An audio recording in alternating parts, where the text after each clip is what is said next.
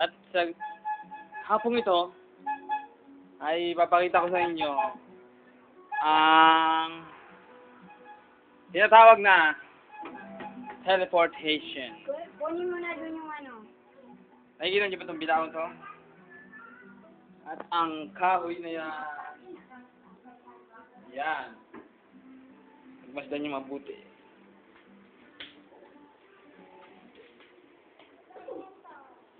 Yan ang mga gagamitin natin sa pagsagawa ng teleportation. Okay, let's begin by calling our apprentice. Ito ay si Lele. Yan.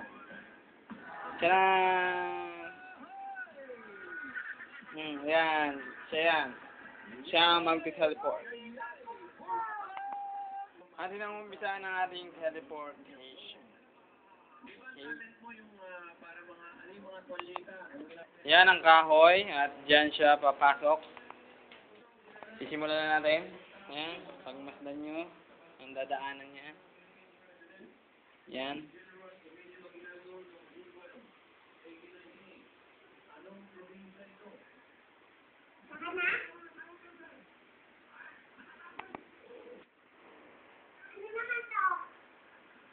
Yan. Naglalakad siya. Yan.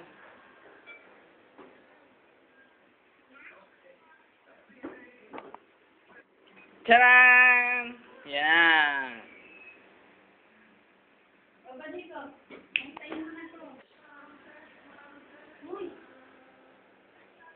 Bumalik siya, bumalik, bumabalik. Ayun na, bumabalik.